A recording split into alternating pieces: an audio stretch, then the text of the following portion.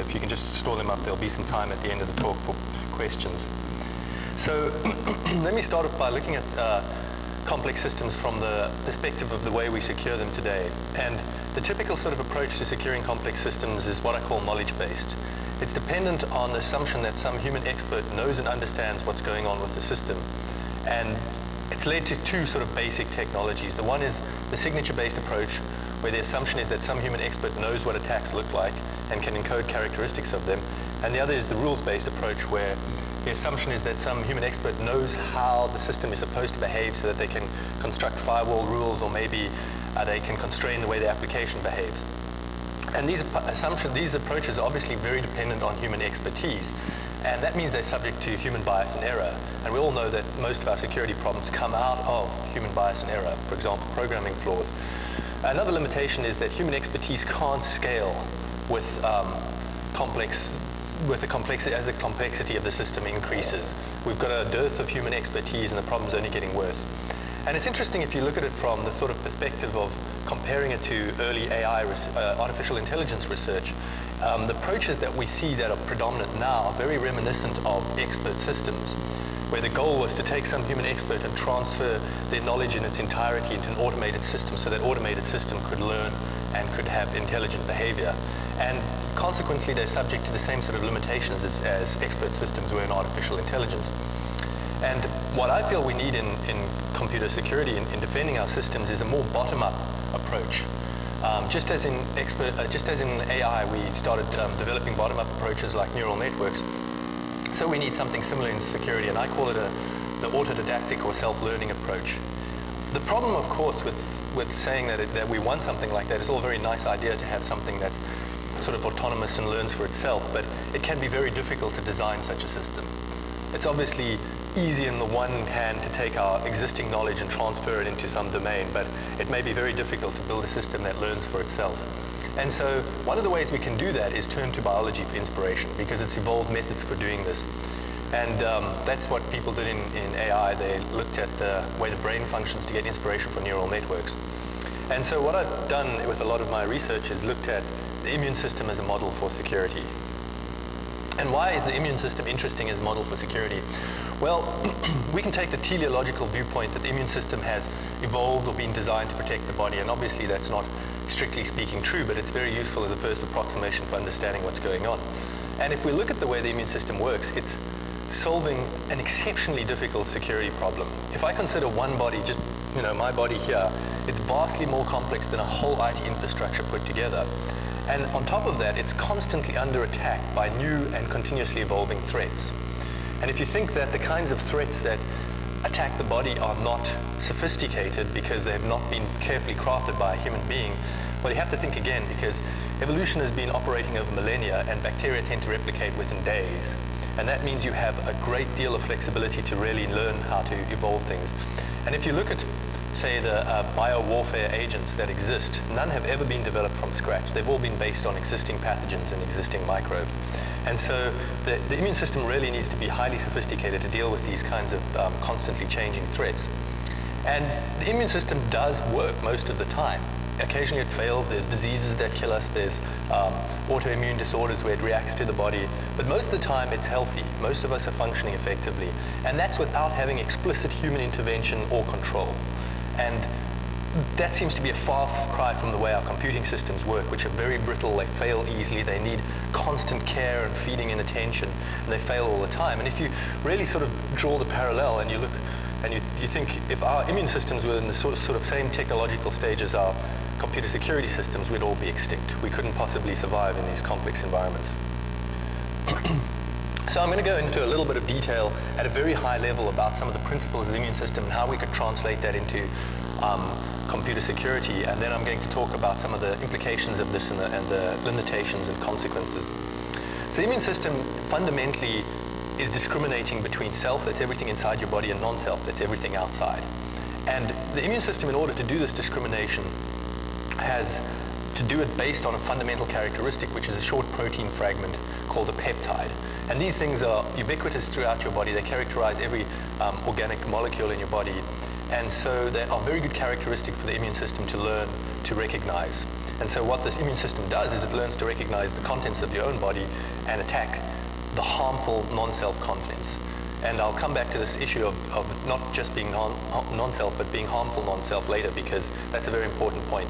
And of course, the system is never static, because the environment is never static. It's ongoing. It keeps learning. And so when you look at trying to apply a metaphor like this to computer security, the first thing you think is you need the equivalent of some sort of a peptide for a computer system.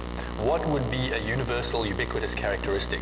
And obviously, there's many different choices. And one of the first we came up with was looking at sequences of system calls that are made by running programs. And I'm talking about looking at the sequence with which the system calls are made, not the frequency and not the parameters to those system calls necessarily. And what you're actually doing when you look at the sequence is you're looking at a path through the program code as reflected by the calls to access system resources. And it turns out that this is a very good characteristic for most running programs, because all running programs have to access system resources.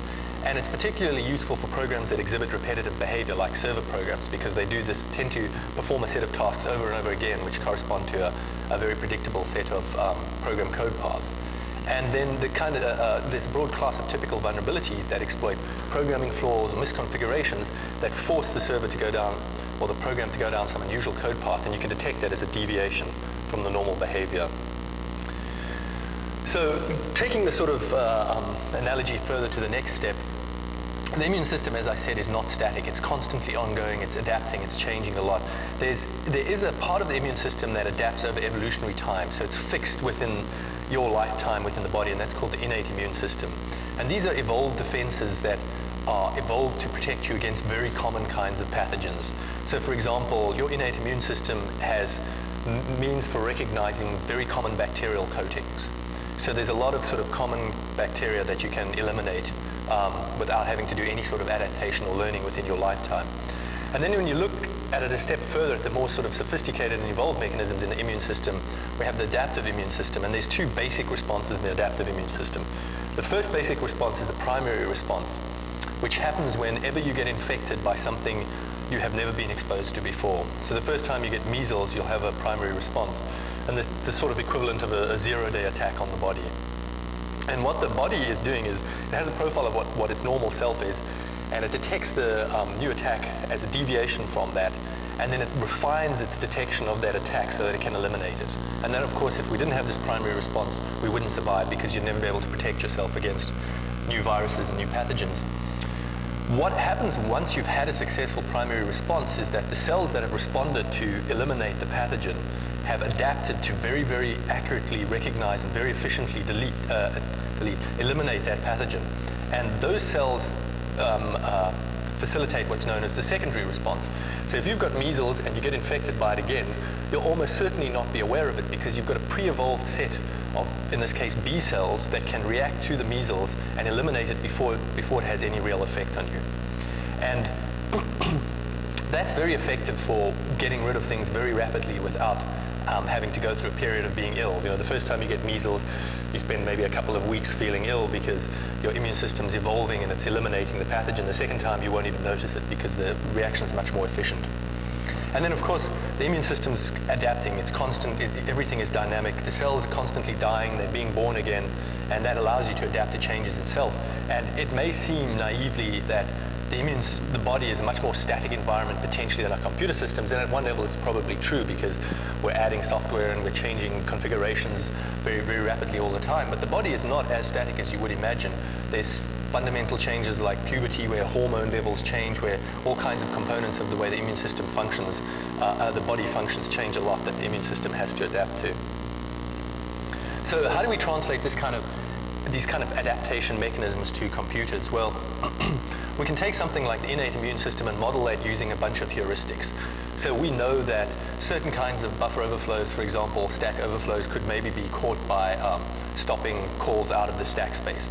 So we could do some sort of buffer overflow detection which would catch a broad class of common attacks. But of course, it's not going to give us total protection, just as the innate immune system catches a broad class of common bacteria but doesn't give us total protection. And then we can have the equivalent of a primary response, which is kind of like anomaly detection in a security system, where we would learn the profile of normal sequences of system calls, which is the peptide we've chosen for this example, and then we'd monitor for deviations from that profile. And the advantage, of course, is that you could detect things you've never seen before. As long as it just caused a difference in behavior, you could detect a zero-day attack. And then if you wanted the equivalent of a secondary response, that's more like signature detection. But the interesting thing is the way the signature detection works in the immune system is there's no human being who's gone and said, this is what the structure of a measles virus looks like, so hence look for this and protect me against this.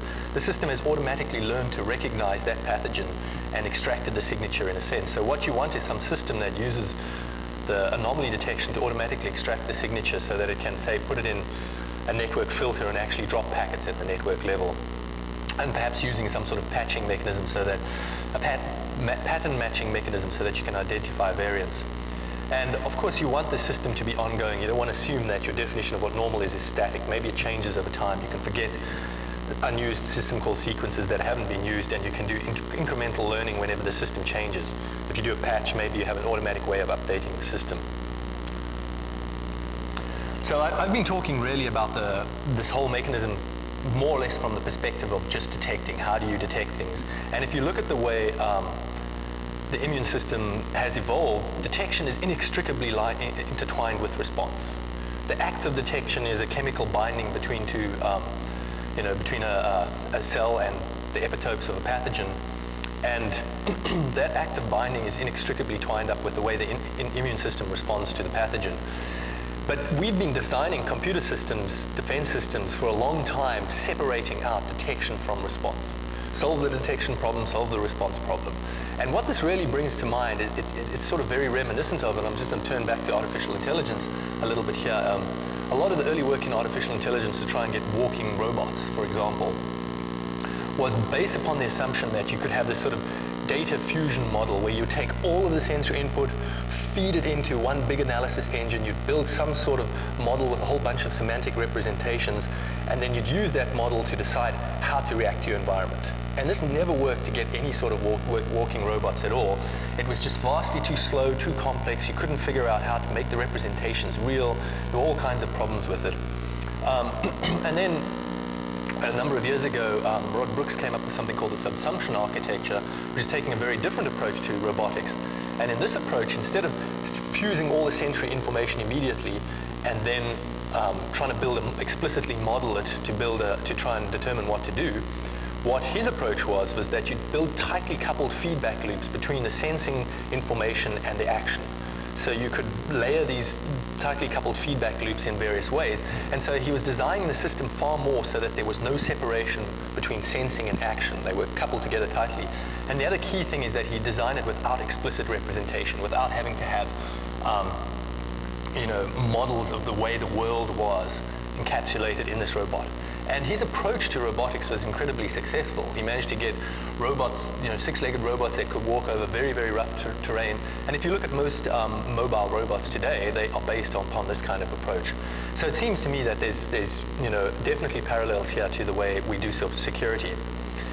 And so what I'm going to talk a bit about now, and I'm going to get into some more detail, is what I call automated response. And in marketing jargon, it's known as intrusion prevention. It's a way of tying detection into a response system. And part of what my company does is host-based intrusion detection with automated response. And the interesting thing is the way customers react to saying, we've got some system that can prevent attacks. We've got some automated response mechanisms. Because generally, they're very scared of blocking legitimate transactions.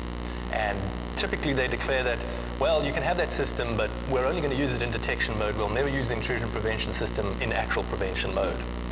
And so my typical response is to just pose a scenario to them that's quite believable, actually. And you could imagine a scenario where someone has discovered a vulnerability in IIS, and they've developed a new exploit for it, and they post that so that it's widely available. And Microsoft, for some reason, they did not want to inform Microsoft, and there's no patch available. And it's going to take maybe a few days to get the patch, or maybe a few hours, whatever it might be.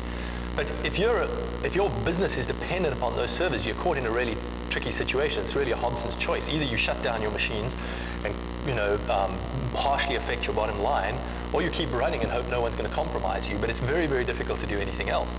And you can't depend on the fact that you may be some obscure little IT shop, because if it's a worm that's going to use this exploit, then it's going to hit you because it doesn't care what it's targeting. And the worms, of course, as we know, can be very fast.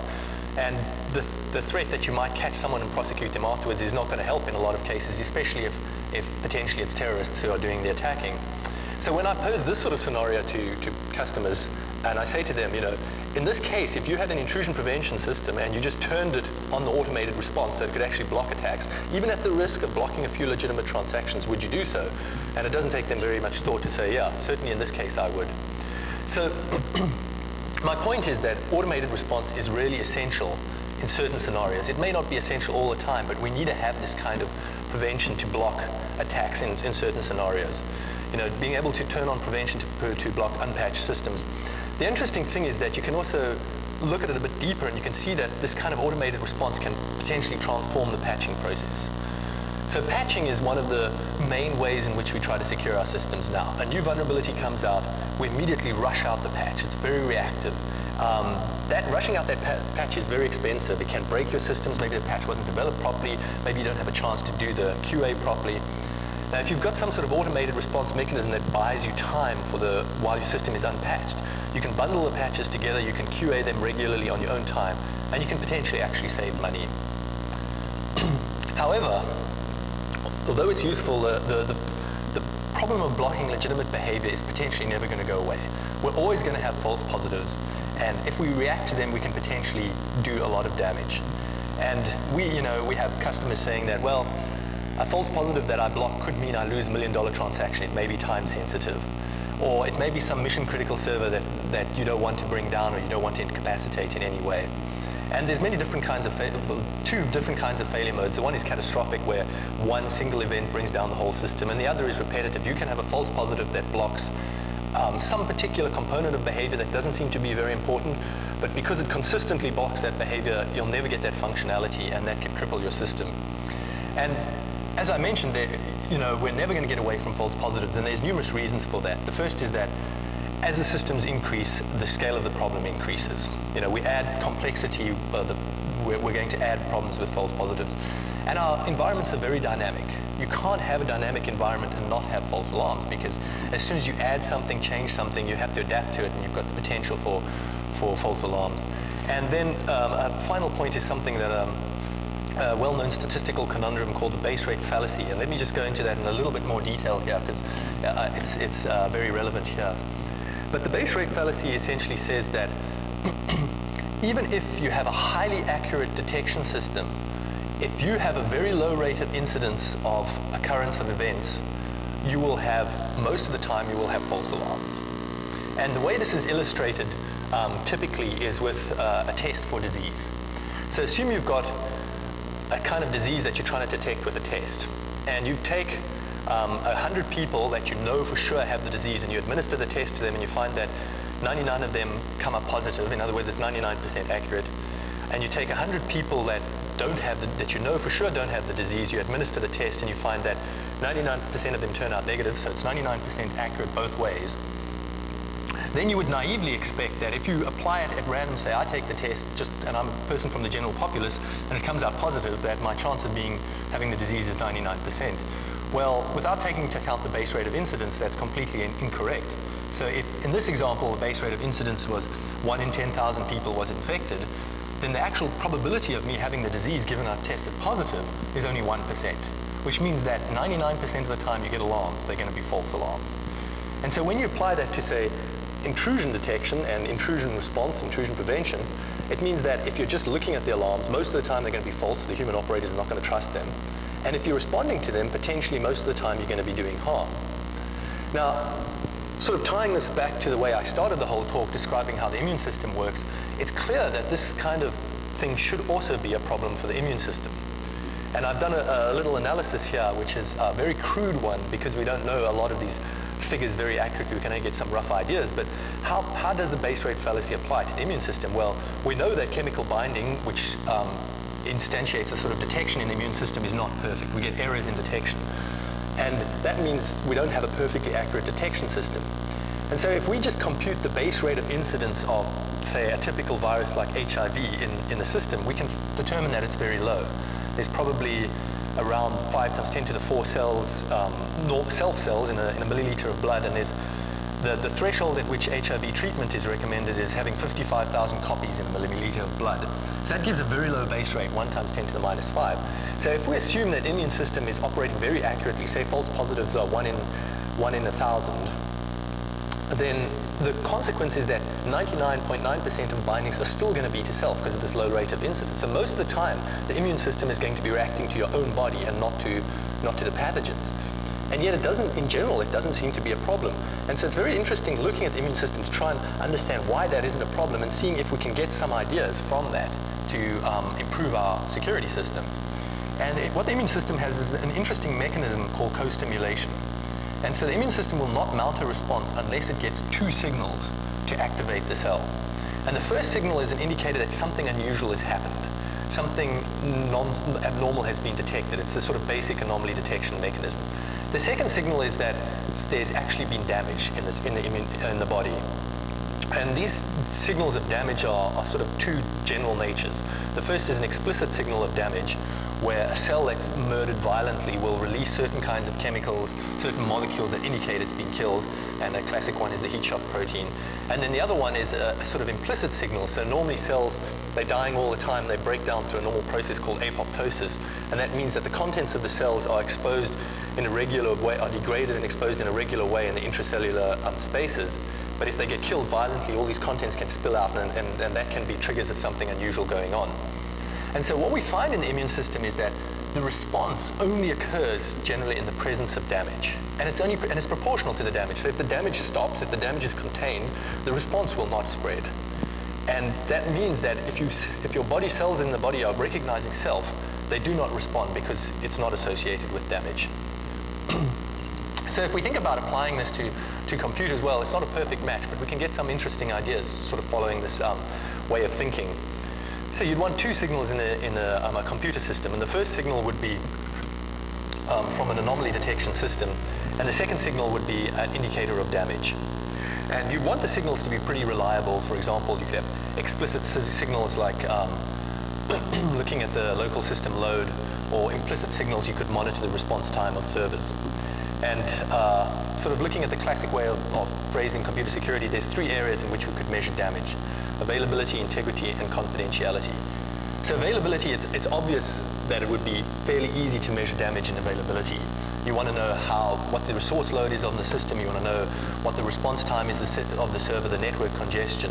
When you get to the other 2 aspects of integrity and confidentiality, it's maybe not so obvious. Maybe integrity, you can look at things like memory content modifications, or changes in the file system, or code injection, for example. Confidentiality, it gets much harder, and this illustrates one of the ways in which taking this biological metaphor may not work very well, because the immune system clearly has evolved to ensure availability and integrity, but it's very, very unlikely it's evolved to ensure a confidentiality. There's no real biological advantage to keeping the contents of your cells secret from the viruses. So trying to use the metaphor to apply to that aspect of security is harder. So there are limitations to sort of this damage monitoring approach that I've put forward. Damage dependence like this works in the immune system because cells are cheap. You can afford to lose hundreds, thousands of them, or even more. And there's no such thing as catastrophic failure in your body. A virus comes in, it can only do damage according to how many cells it can bind to. And if it's one virus, it usually can only bind to one cell. It has to replicate, it has to spread in order to do harm. And so what that means is that the immune system can afford to wait, sit back, and watch for the occurrence of damage before it starts to react. And so if you were wanting to implement a system like that in a computer system, you'd have to have something similar, and sometimes it works. Say you've got a farm of servers, and you're watching the availability of their servers. You can maybe wait, you detect something unusual, but you don't react to it until you notice some servers aren't behaving properly. And if you've got a farm, well, maybe it's fine. Some of them are discardable. Or maybe you've got a whole set of desktops in a corporation, and making a couple of desktops non-functional will annoy the employees who are working on them, but as a whole for the corporation it's not going to have a big impact. Well, then you can maybe afford to wait for signs of damage before you react. Or maybe something like ordinary web server transactions. If I try and contact some website and it doesn't work immediately, and then I retry and it works, maybe that's not so bad. But often the sort of, these qualities will fail. These components are not cheap, they'll fail in current computer systems. So the components may not be discardable. So you might have some critical database, you can't afford to have that going down. The events may not be discardable. It may be some time-critical, very expensive transaction, and if you don't commit the transaction now, you'll lose a lot of money.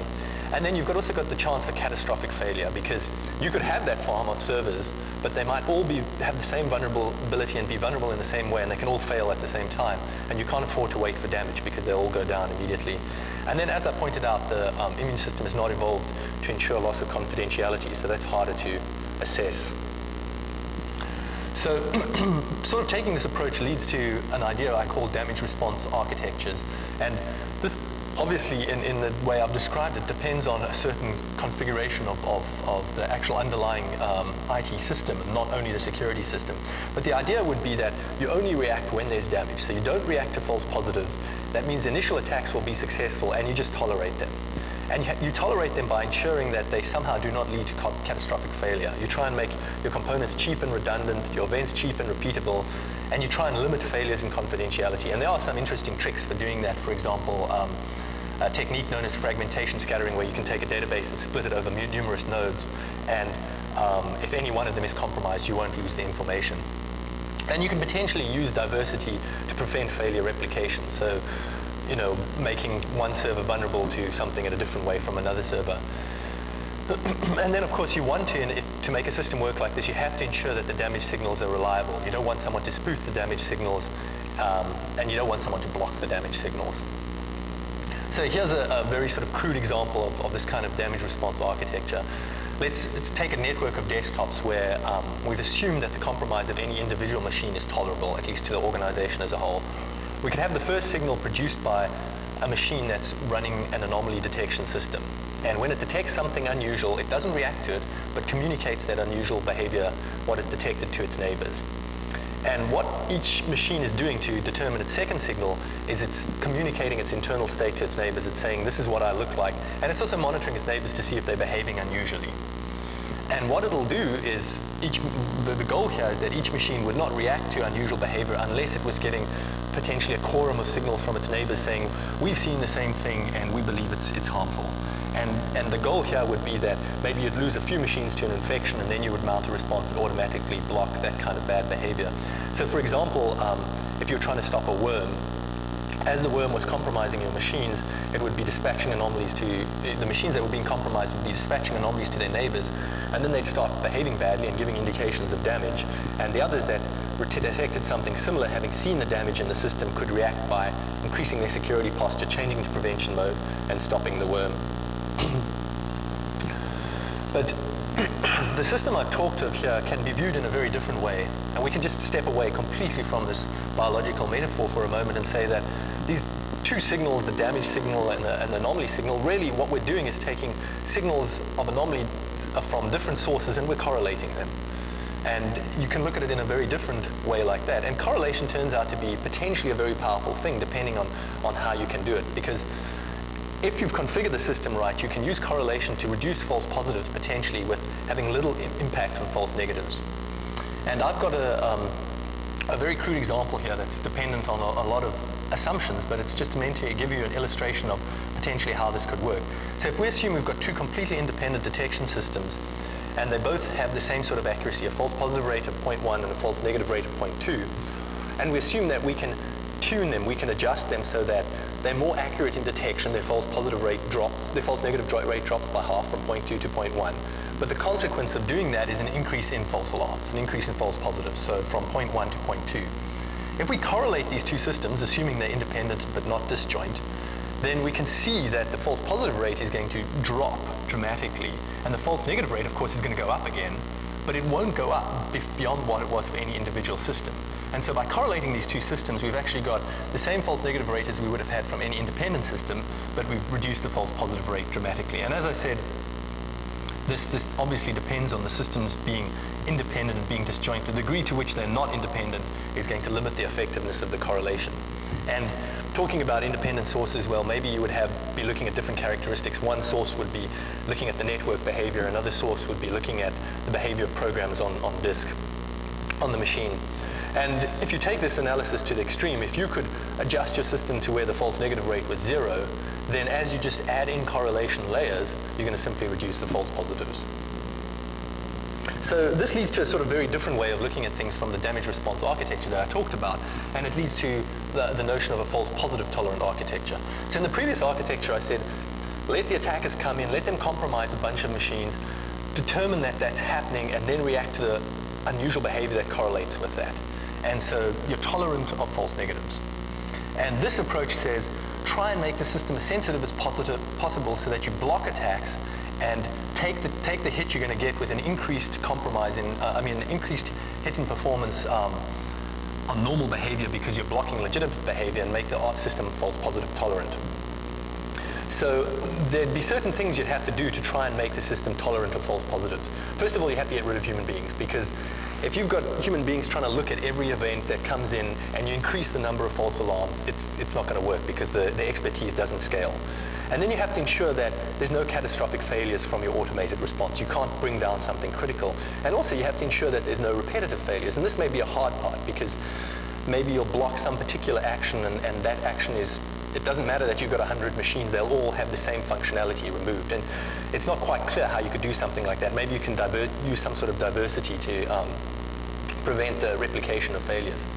The interesting thing about looking at it from the false positive tolerant perspective is it's potentially easier to design a system like this, because you can design it so that the common case, what you're really getting are false positives, and that's a much more known quantity. You can test it, you can make statistical predictions about how often these false positives occur.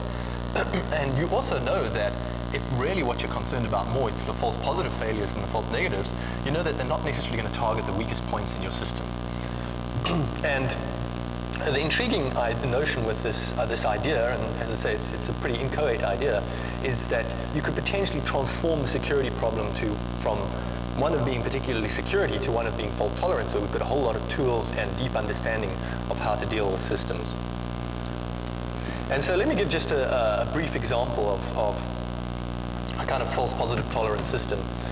So there's been a fair amount of news recently, in the last couple of years, about scale-free networks. They tend to characterize a lot of different networks that we see in the world.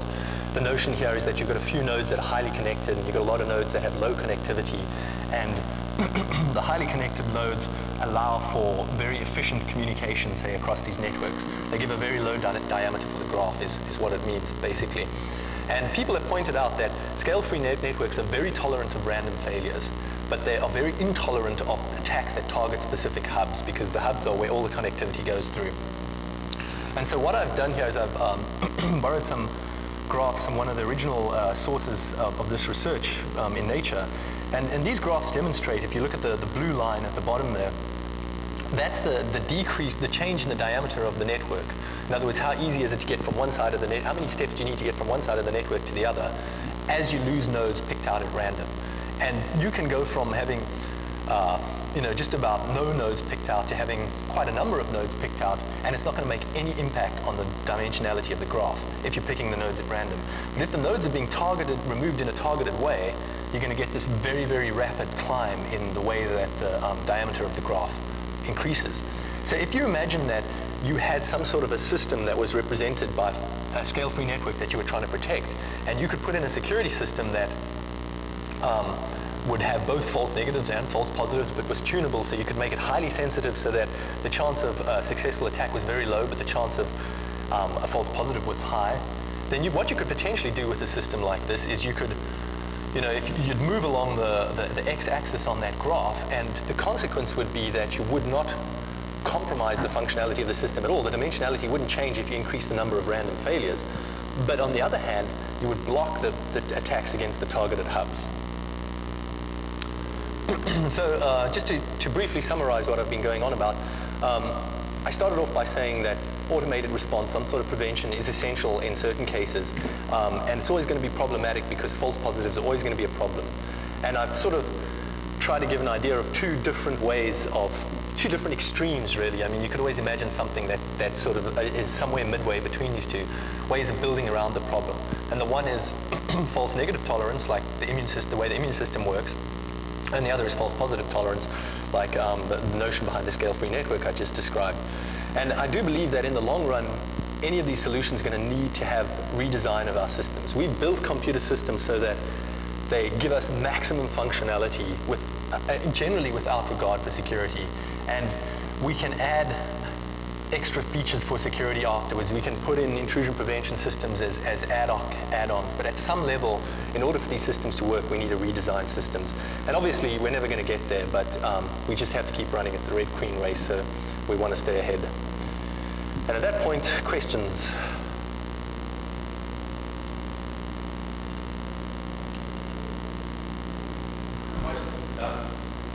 Some components.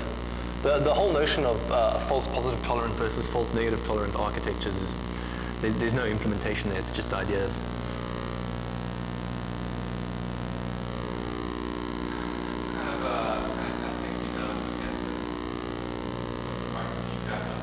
Oh, pretty thorough, actually. The kind of stuff that's done is the anomaly detection coupled with some of these damage signals that I talked about earlier, where we have looking at these sequences of system calls and using them as unusual indicators of unusual behavior, and then correlating that with unusual file accesses and stuff like that. And we've had pretty good success with that. Obviously, you know, that kind of approach is, you're not going to get 100% security, but you get pretty effective security in complex environments where the environment's very dynamic and changing. And we've done pretty extensive testing. It's the basis of some of our products that we sell. And so customers have also looked at it. So when you have a danger signal, are you sending kind of a stream of what just happened?